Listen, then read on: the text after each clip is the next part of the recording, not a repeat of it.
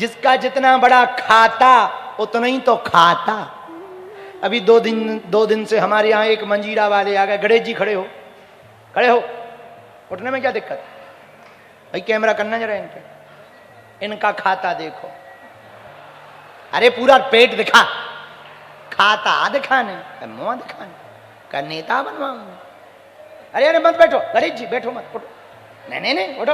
अरे तुम्हें क्या दिक्कत? अरे भगवान ने दे रखा खाता, तुम्हें क्या दिक्कत? नहीं, कैमरा में तो कम दिखा रहे, थोड़ा ऐसे मुड़ो, कैमरा थोड़ा जूम करो बेटे, पेट पे करो, ऐसे कमर पे हाथ धरो,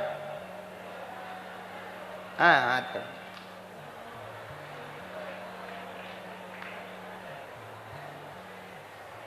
अब इनका खाता बहुत बड़ा है।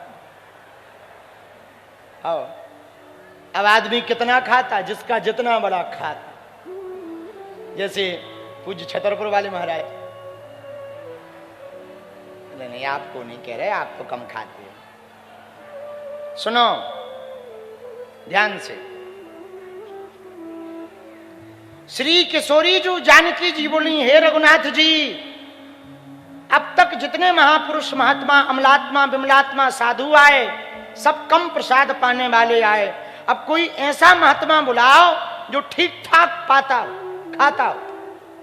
महाराज जी तो श्री राम जी बोले ठीक है, रघुनाथ जी बोले ठीक है, किशोरी जी कल की तैयारी कर लो, खूब बना के रखना। बोले महाराज चिंता ना करो, हमको रसोई बनाने का बड़ा शौक है। किशोरी जी को रसोई बनाने का बड़ा शौक हुआ, अन्नपूर्णा भी तो वही है। तो श्री अगस्त बाबा जी को राम जी ने निमंत्रण दिया और बुला के बोले सुनो, जब तक हम ना कह दें तब तक खाते ही रहना, पाते रहना प्रभु। बोले जो आज्ञा। अब जानकी जी ने सोचा, राम जी आए, लो देवी जी आज अगस्त बाबा आ गए, ये खूब पाते हैं। और सुनो, जब तक ये मना ना कर दें तब तक टोकना नहीं, बीच में वो पूछना नहीं, धरते जाना। बोले जो आज्ञा महाराज। सोचा कितना पाएंगे? 4-5 लोगों का 5 सेर पाएंगे। 5 सेर की बढ़िया पूड़ी बनाई, बढ़िया सब्जी, तस्मई, खीर, खूब बढ़िया पापड़ आपड़ बना करके 56 भोग बनाया। लेकिन जैसे ही रखा सो महाराज एक ही बार में सब सटका गए। बोले माता जी और है? मुड़ नहीं पाई किशोरी जी, जानकी जी। बोले और है माता जी? जानकी जी बोले जी बाबा तो बड़ा खब्बा है, पर कितना खाएंगे? तो जल्दी जल्दी फिर से आटा गूंथा, जल्दी जल्दी पूरी बनाई और फिर से तैयारी की और फिर से लेकर के आए। और जैसे ही रखी 20-25 पूरी और उन्होंने 3-4 बार तोड़ी। और है? जानकी जी बोली हे भगवान। बोले महाराज हाँ है, अभी लाए। फिर जानकी जी गई, फिर जल्दी जल्दी बेलन, जल्दी जल्दी आटा गूंथो, जल्दी जल्दी कढ़ाई में डाली, जल्दी जल्दी 40-50 पूरी निकाली। महाराज पाइए, अब तो आनंद हो जाएगा। अब सोचा अब तो जरूरत ही नहीं पड़ेगी, 40-50, 20-25 पहले पा गए, 40-50 से। और महात्मा जी ने 3 बेर में तोड़ी और फिर बोले और है? जानकी जी बोली। माता जी ने सोचा जी तो खा भी बार वागा, पर कितना खाएगा? दिन भर रसोई चली और महात्मा जी उठे ही ना। दिन भर चली तो ठीक है, फिर रात भर रसोई चली, महात्मा जी पाते ही रहे। दिन भर, रात भर, दिन भर महात्मा जी रसोई पाते रहे। जानकी माता जी ने कहा कि भैया विचित्र महाराज आ गए, विचित्र महात्मा आ गए, खावे वाले विचित्र महात्मा आ गए, क्या किया जाए? दूसरे दिन गणेश जी को बुलाया। गणेश जी को क्यों बुलाया? गणेश जी प्रकट भय, हाँ माता जी आज्ञा करो। बोले आज्ञा बाद में करेंगे, पहले हमारी रसोई में मदद करो। गणेश जी बोले हम आज तक किसी की रसोई में गए ही नहीं है। जानकी माता बोली बस काम कुछ नहीं करना, हम बनाते जाएंगे, तुम परसते जाओ। बोले किसको? बोले अगस्त बाबा को। अब जानकी माता बनाती जाए, गणेश जी टुमक टुमक भारी पेट चलते जाए और परसे और फिर आए और फिर पूछे महाराज और? हाँ ले आओ। 2 दिन हो गए, 3 दिन, अब गणेश जी भी थक गए बेचारे, सो बैठ के बोले माता जी अब तुम परसो हम बेल रहे। अब गणेश जी का भारी पेट रखा और सा बेलन और लगे बेल रहे। अब बेलन करें, जल्दी जल्दी कढ़ाई में डालें, एक बार पूरी की जगह हाथ ही डाल दो, जल्दी जल्दी निकालें। और माता जी श्री किशोरी जी जानकी जी बार बार परसें और महात्मा जी तोड़े। रिद्धि सिद्धि को बुलाया, धीरे धीरे भंडार खत्म होवे को समय आ गो। गणेश जी बोले माता जी हम एक उपाय करते हैं। गणेश जी से जानकी माता बोली पता नहीं ये महात्मा जी कितने खाएंगे। गणेश जी बोले माता बुरा न मानो तो हम एक प्रार्थना करें। बोले हाँ। बोले हमारी दोनों पत्नियों को बुला लो, हमें छुट्टी दे दो। जानकी माता बोली कहाँ? गणेश जी बोले हमें जाने दो, हम काऊ की रसोई में एक तो पड़े नहीं आज तक, और पहली बार जिंदगी में पड़े हो, हम कान पकड़ रहे आज से किसी की रसोई में घुसेंगे नहीं, हमें आज्ञा दे। नहीं नहीं थोड़ी देर और, अब बस अब होना ही वाला है, अब तीन दिन अब बहुत हो गया, 3-4 दिन से खा ही तो रहे महात्मा। गणेश जी बोले अब हम चेक करके आ रहे कि कितना खाएंगे। बोले कैसे? अच्छा गणेश जी बुद्धिमान तो हैं। गणेश जी पूरी लेके आए 20-25 रखी। महाराज आधा भोजन हो जाए तो पानी पी लेना। अब महात्मा जी को जवाब सुनो, गणेश जी चिंता ना करो, जब आधा भोजन होगा हम खुद पानी मंगा लेंगे। गणेश जी थाली लेके मुंह लटका के आए। जानकी माता जी बोले क्या हुआ? बोले उनका अभी आधा नहीं हुआ। वो कह रहे जब आधा होगा तब हम खुद पानी मंगा लेंगे, और कब उनका आधा होगा कब? हमें लगता उनका पूरा भोजन होवे ना होवे हमारा सो। अरे नहीं नहीं नहीं हम कुछ उपाय करते। जानकी माता जी ने कहा क्या उपाय? चिंता न करो। श्री किशोरी जी रघुनाथ जी के पास गई। हे प्रभु, हे दयालु, आपसे हमने प्रार्थना की थी तो आपने महात्मा तो भेज दिए, पर ऐसे महात्मा भेजे कि अब वे खा रहे, बंद ही नहीं हो, आप कृपा करो। महात्मा जी बोले राम श्री रघुनाथ जी बोले चिंता न करो, हम उपाय करते हैं। श्री रघुनाथ जी आए, अपने हाथों से श्री रघुनाथ जी ने एक टिक्कर प्रसाद बनाया और महात्मा जी को परोसा। लो महाराज पाओ इसे।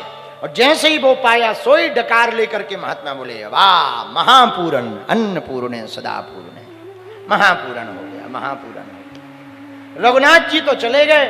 गणेश जी हाथ जोड़ के बोले महाराज 4-5 दिन से ज्यादा हो गए, आप अखंड पा ही पा रहे। बोले पानी ले आओ। किशोरी जी ने कहा पानी ले आओ। गणेश जी ने माता जानकी जी के चरण पकड़े और बोले अच्छा माता हम चल रहे। जानकी माता बोली हमने पानी मंगाया, चरण छू के क्यों जाए? बोले जो आदमी 5-6 दिन भोजन पाया हो, जल का तो पता ही नहीं कितने दिन पिएगा। हाँ, कहीं 20-25 दिन पी लिया तो हम तो पानी पिला ही पिला। गणेश जी हंसते हुए बोले माता इन्हें पानी ना पिलाओ, सरजू जी दिखा दो। आओ आओ आओ, इनको जल पिलाओ ना, सरजू जी दिखा दो, अपने आप पी लेंगे। तब तक रघुनाथ जी आकर के बोले हे किशोरी जू, हे गणपति आप चिंता ना करो, मन में अधैर्यता मत रखो, ये पानी जलपान अभी नहीं करेंगे, जब हम द्वापर युग में कृष्ण अवतार लेकर के आएंगे तब इंद्र बारिश करेगा, तब बासुकी नामक नाग कुंड बनाएगा और पूरे जल को ये ग्रहण करेंगे। इसीलिए जब ब्रज में बारिश हुई तो एक भी बूंद पानी नहीं मिला मेघों को। क्यों? ये महात्मा जी सब पी गए। बोलो सीताराम, जोर से बोलो जय जय श्री राम। अंत तो गत्वा इंद्र को समझ में आया। इंद्र तुरंत हाथ जोड़कर भगवान की शरण में आया। हे प्रभु हमको क्षमा करो, हम आपको समझ नहीं पाए, आपकी लीला को समझ नहीं पाए। भगवान ने इंद्र को भी क्षमा किया। भगवान बड़े दयालु हैं। और ठाकुर जी ने जैसे गोवर्धन पर्वत उठाया था, भगवान पीतम शैलम स्वस्थाने पूर्वत प्रभु पश्यताम सर्वभूतानाम स्थापयामास लीलया जैसे खेल ही खेल में भगवान ने गोवर्धन को उठाया था, वैसे ही खेल ही खेल में भगवान ने गिरिराज जी को रख दिया। बोलो गिरिराज धरण की जय हो, गिरिराज धरण की जय हो। आगे दसवीं को इंद्र गए, एकादशी को वरुण की लीला होती है। अहम इंद्रो हि देवानां त्वं गवाम इंद्रतां गतः। जैसी इंद्र अपने लोक को गया तो गोविंद इति लोके त्वं गास्यन्ति भुवि मानवः। भगवान के गीत गाते हुए इंद्र चला गया। इधर एकादशी आ गई। नंद बाबा एकादशी के दिन बिल्कुल निराहार रहते। एक बात हम बोले, हम तो अपनी बता रहे, हम तो एकादशी नहीं कर पाते, कई बार, बहुत बार हो जाती, पर कई बार दरबार ज्यादा लगाना हो, भूत ज्यादा न भगाना हो, देर रात तक जगो तो नियम कई बार टूट जाता है। टूटना नहीं चाहिए, पर बहुत बार ऐसी परिस्थितियां आ जाती हैं कि लगातार सोई ही ना 3-4 दिन, तो शरीर चले कैसे, तो पाना पड़ता है। पर जितने भी वैष्णव यहां बैठे, हमने अपने हृदय की कमी तो पहले ही बता दी, हमने अपनी त्रुटि तो बता दी, पर जितने यहां वैष्णव बैठे, हम वैष्णवों से प्रार्थना करेंगे। वैष्णव धर्म का पालन यही है, एकादशी का व्रत प्रत्येक वैष्णव को करना चाहिए, प्रत्येक वैष्णव को करना चाहिए। जितने भी यहां वैष्णव परंपरा को मानने वाले, आप सब वैष्णव ही हो, एकादशी का व्रत तो करना चाहिए, तभी वैष्णव हो। एक बात और बोले, कह दो, बोलो। चश्मा वाले भैया, हाँ तुमसे ही कह रहे हैं, सुनो दो ही जने। तुम्हारे बगल में कौन बैठे, मित्र हैं क्या ये? हाँ सुनो दो ही जने ध्यान से, हाँ आपसे ही कह रहे हैं, सुनो, बहुत विनम्रता से कह रहे हैं हम।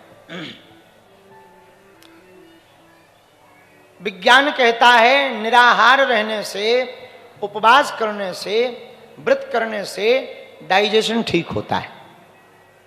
और एक नया शोध हुआ कैम्ब्रिज यूनिवर्सिटी में, लंदन में है ना, वहां एक नया शोध हुआ कि कोई बिना